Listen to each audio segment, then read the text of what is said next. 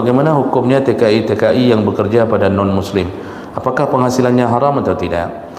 Jadi kita untuk mengetahui harta kita halal atau haram itu bukan melihat kepada siapa kita bekerja, tapi melihat jenis pekerjaannya.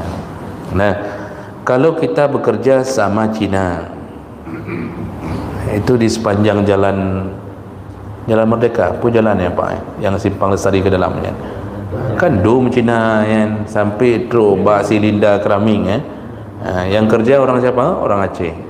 Kerja kan sama si Cina, sama macam-macam lah.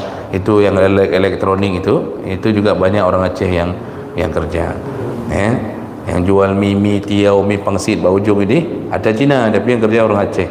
Dah sama si Alimin tu kan yang kerja tu orang Cina, orang-orang Aceh. Dah pertanyaannya sama, halal enggak penghasilan mereka?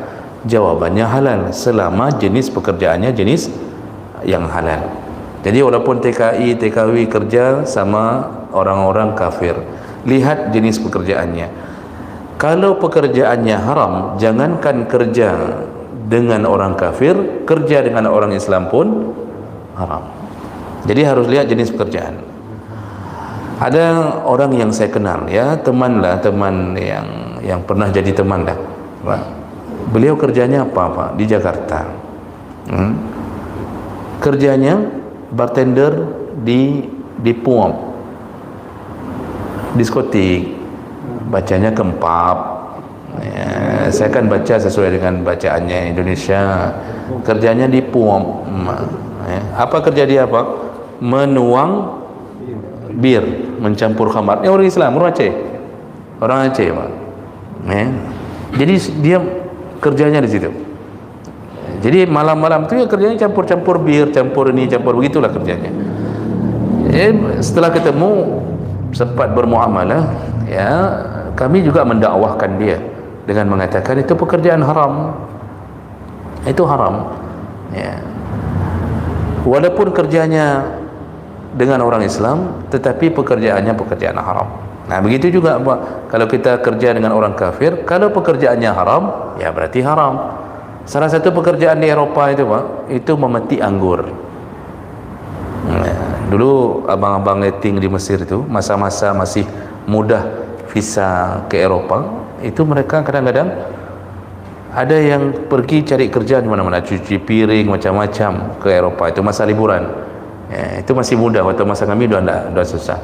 Cuma mereka cerita, ternyata pekerjaan yang paling menjanjikan di sana petik anggur. Dan orang-orang di sana itu lebih mudah mempekerjakan orang-orang yang bukan orang Eropah, karena bisa dibayar lebih murah di sisi mereka, tapi sudah mahal di sisi kita Pak. Nah pertanyaannya, itu penghasilan petik anggur haram atau tidak? Tidak. Haram. Pekerjaan itu walaupun nampaknya petik anggur, petik buah biasa, tetapi di sana kebun-kebun anggur memang ditanam untuk membuat wine, untuk membuat wine. Itu tujuan dibuat kebun anggur. Jadi apa kata Nabi? Dalam urusan khamar 10 orang sama dosanya, mulai dari penanam anggur, lalu yang memetiknya, lalu yang membuatnya, mengolahnya, kemudian sampai yang menuangkan ke dalam gelas, bartendernya. 10 orang semuanya dosanya sama.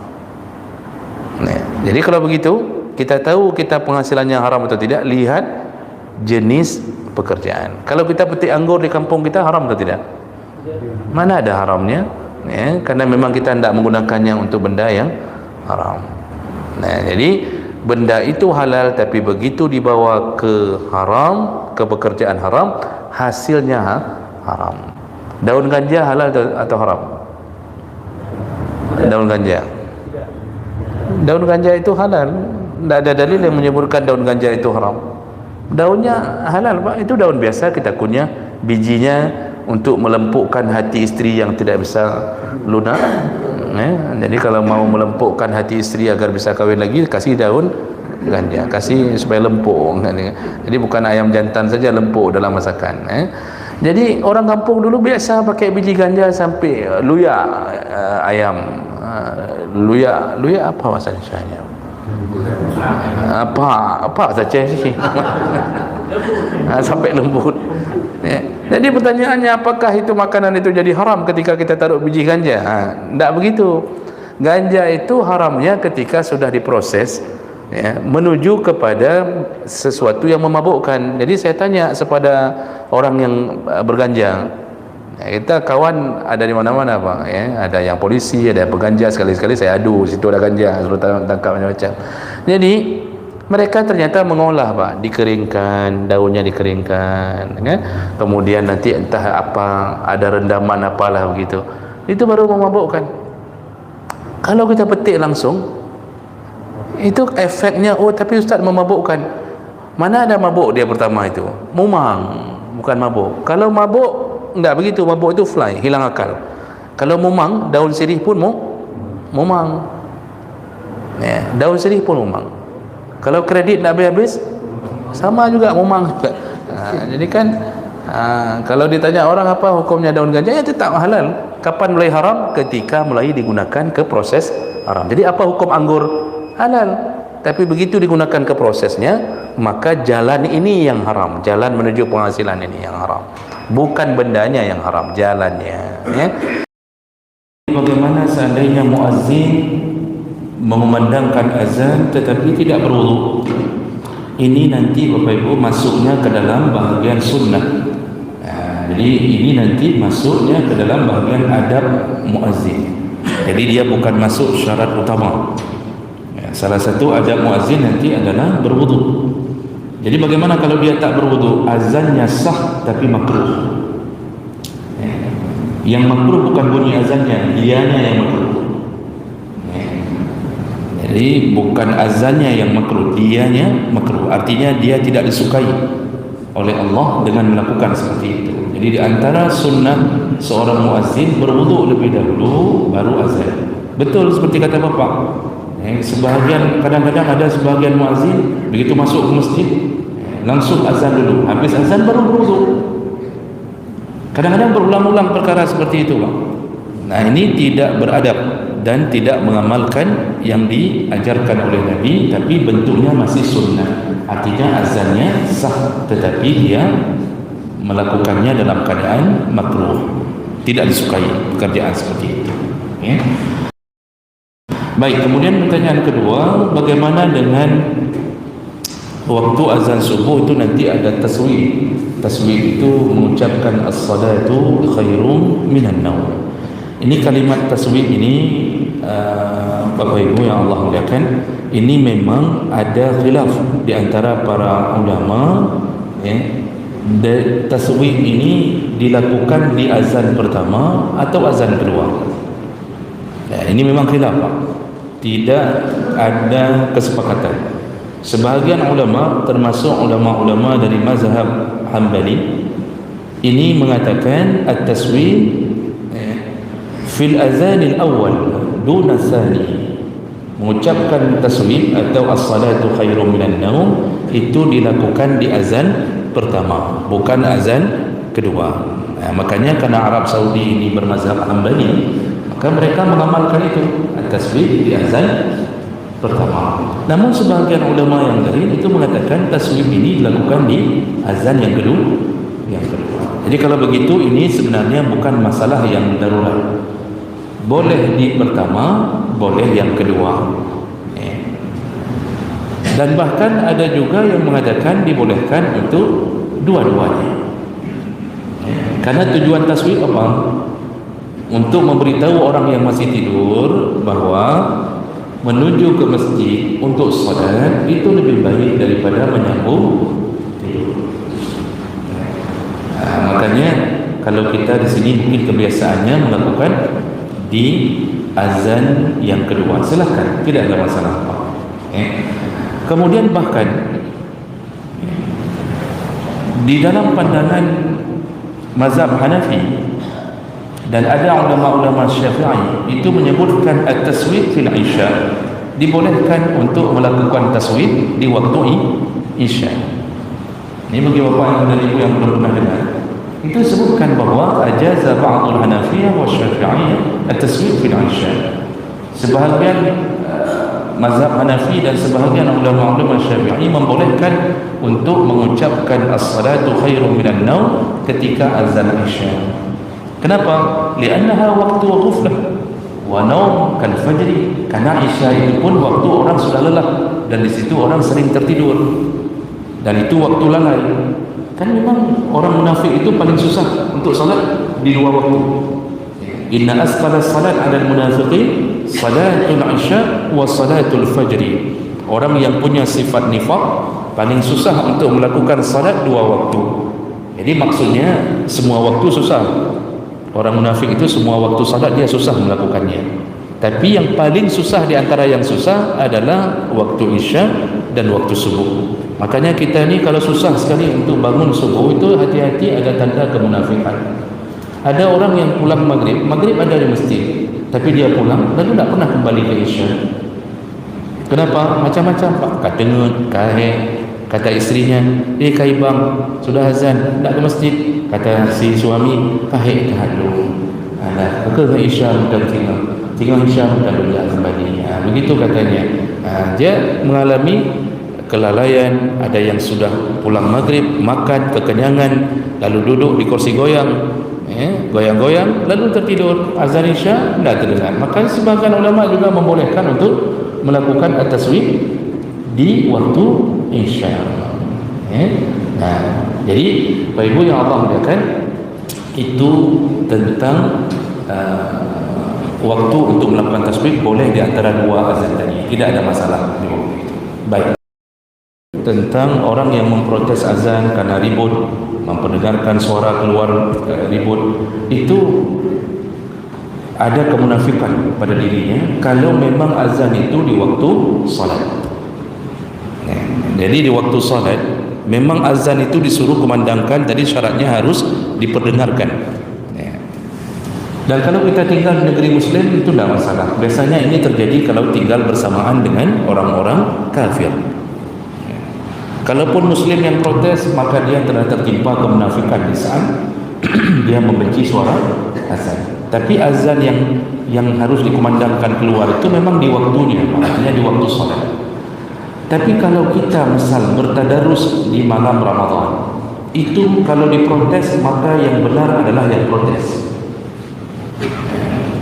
Mesti tanya tadarus di malam Ramadan, sudah jam 12 malam, masih pakai mic luar, orang harus tidur untuk mempersiapkan sahur. Lalu dia marah sama panitia, bukan lagi kamu handengan, apalagi ada anak-anak yang belum tertidur, besok harus sahur. Maka siapa yang benar? Yang protes yang benar. Kita yang harus mematikan mic luar, karena itu tidak wajib tadarus dengan pakai mic luar. Ini kejadian di kampung-kampung banyak pak. Nanti waktu diprotes, malah panitia mengatakan, hai munafik, hai Yahudi, yang ber, hai kadang tak sanggup dengar suara Quran. Ini yang Yahudi sebenarnya yang mana? Yang mengganggu orang waktu Ramadan sampai di tengah malam. Itu tidak boleh. Coba baca kitab, tidak ada ulama satupun yang membenarkan untuk mengganggu kehidupan orang dengan suara baca Quran kita di tengah malam, kecuali di awal-awal bukan waktu tidur, itu aman. Kalau sudah waktu di atas jam 11, jam 12, perhatikan mic luar, pakai mic dalam. Kalau mau ngaji itu, kalau begitu boleh diprotes. Tapi kalau azan itu orang yang protes bermasalah secara akidah dan secara iman. Azan kalau disahut oleh orang yang mendengarkan memang itu sunnahnya menyahut. Jadi setelah ucap Allahu Akbar, faqulu misla ma yaqul, kata Nabi, ucapkan seperti apa yang diucapkan oleh muazzin. Jadi yang kita maksud tadi adalah antara yang tidak boleh itu ada dua muazzin, satu Allahu Akbar disambung oleh muazzin kedua Allahu Akbar yang kedua, nanti sambung lagi yang muazzin yang satu asyhadu alla. Nanti yang hanya azan itu harus dikumandangkan sempurna dari satu orang. Oh, masalah ada 4 muazzin. Kan sering kita dengar masjid-masjid bersamaan, Pak. Itu tidak masalah. Ini ada masalah. Nanti itu masalah adab orang dengar azan juga kita bahas di ujung. Kemudian pertanyaan terakhir, orang yang muazzin, apakah dia yang harus iqamah? Tidak harus, tetapi sunnah. Siapa yang azan, dialah yang iqamah. Begitu sunnahnya. ya, karena Rasulullah setelah azannya Bilal tak pernah menyuruh orang lain untuk iqamah, selalu Bilal yang mengumandangkan iqamah. Jadi iqamah ini itu azan kecil, dia juga azan. Makanya apa yang diperdengarkan oleh muazzin kan kita sahut. Nanti waktu iqamah dalam pandangan jumhur ulama juga disunahkan untuk menyahut. Nah, kemudian nanti timbul pertanyaan, adakah doa? Kan ada doa setelah azan. Apakah ada doa setelah iqamah?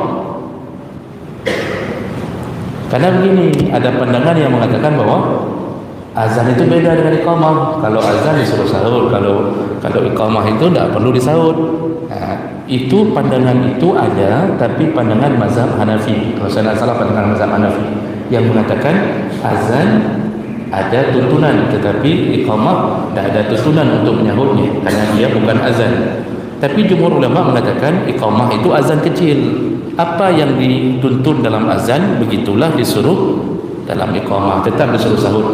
Doa setelah azan juga di dalam pandangan jumhur ulama dibolehkan untuk membaca kembali setelah iqamah. Dalam kitab Al-Azkar, Imam Nawawi juga mengatakan hal yang sama. Disunnahkan menyahut dan membaca doa setelah azan dan setelah iqamah. Begitu, ya. Jadi siapa yang azan, dialah yang disunnahkan untuk melakukan iqamah. Cuma kalau tidak ada, ya tidak usah dicari. Jadi muazzin sudah azan, rupanya sakit perut, tiba-tiba sudah waktu iqamah, jangan hanya perlu kayak muazzin di tepi televisi. Nah, itu boleh diwakilkan kepada orang lain, ya.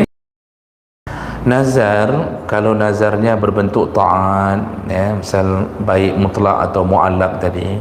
Contohnya yang misal seseorang mengatakan kalau saya sembuh dari penyakit ini, maka saya bernazar saya akan menunaikan haji. Begitu contohnya, kan? Sembuh dia, berarti kan wajib tunaikan haji. Rupanya tidak ada uang pula. Apalagi masalah siakut belum dibereskan, kan? Jadi kita kan banyak ditipu sama siakut tu. Jadi tidak mampu pula dia, tidak ada uangnya, dan berat sekali dia kumpulkan uang untuk bisa berhaji itu. Tapi dia sudah bernazar. Nah, ini ketika dia tak mampu melakukan nazarnya, maka dia boleh mengganti dengan membayar kafarah sumpah.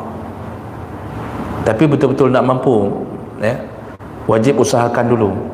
Karena semua nazar kalau sudah dilepaskan, itu kalau sesuai dengan yang dia inginkan, walaupun sebenarnya enggak mengubah takdir dia, memang dia ada waktunya untuk sembuh, kan?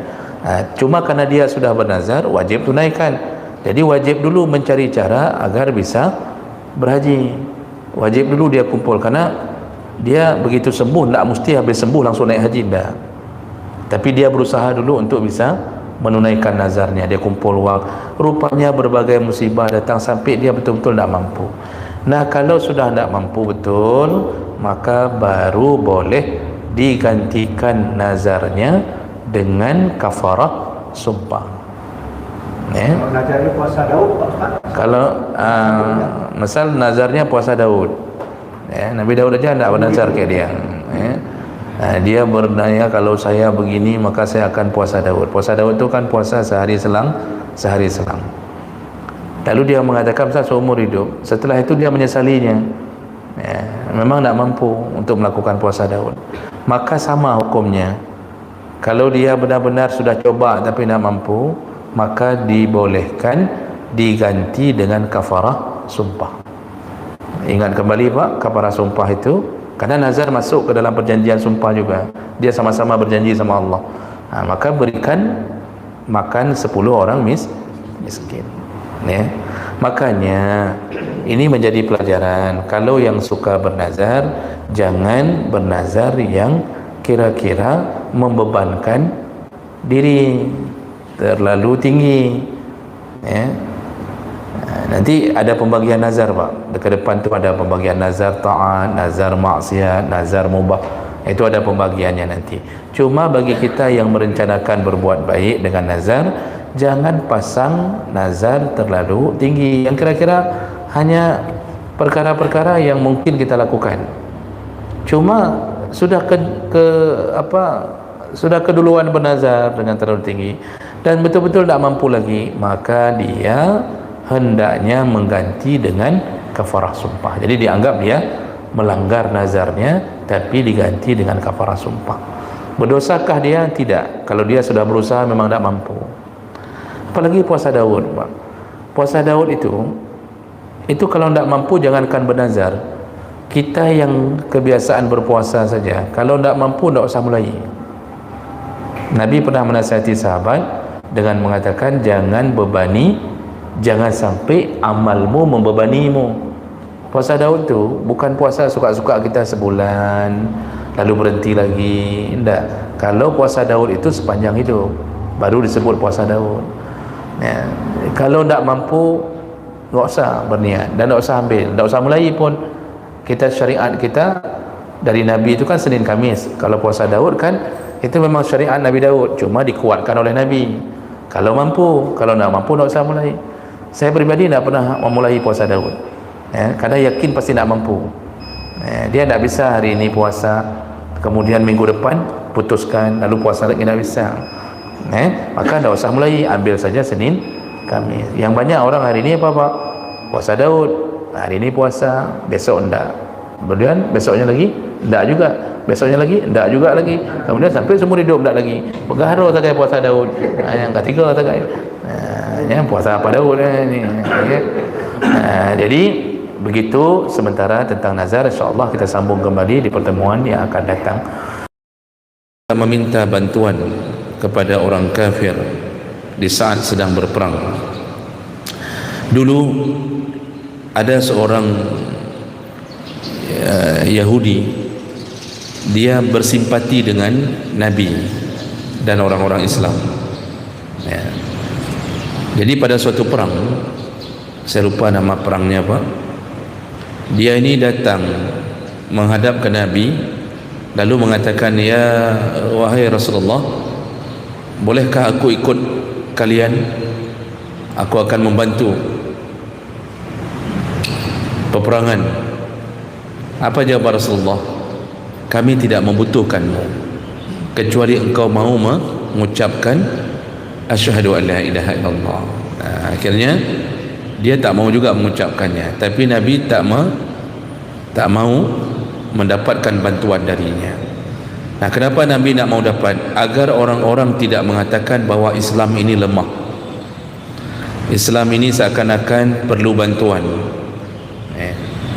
Jadi selama Islam itu kuat, itu tak boleh meminta bantuan kepada orang kafir. Tetapi ketika posisi kita sudah darurat, keadaan sekarang kan sudah berbalik, Pak. Kata Nabi, orang Islam itu di akhir zaman bagaikan makanan yang dikerubungi lalat. Jadi dipukul sana, dipukul sini, dimakan sana, dimakan sini. Coba Bapak bayangkan, begitu luasnya dunia ini, terfokus hanya dihancurkan berulang-ulang hanya timur tengah. Luas sekali negara dunia ini, Pak. Semua berfokus hanya untuk mengadu domba timur tengah, negeri-negeri Arab.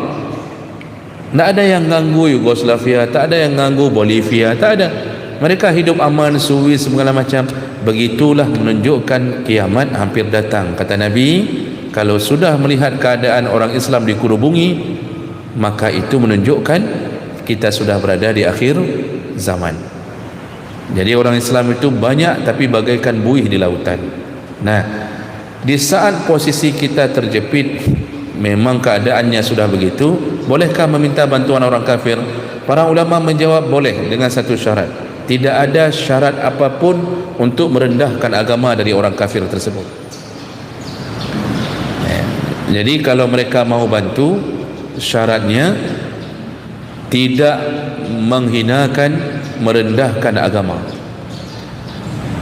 Itu baru boleh. Kalau tidak, maka berjuang sampai titik darah penghabisan, itu lebih mulia. Sekarang kita kan sudah manja karena Amerika seperti kita sebutkan tadi, Pak, itu semua menawarkan diri untuk bantu. Dia sebenarnya perlu alamnya saja, dia perlu. Dia perlu minyak dengan gas saja itu, tapi dia menawarkan, kami bantu ya, kami bantu ya.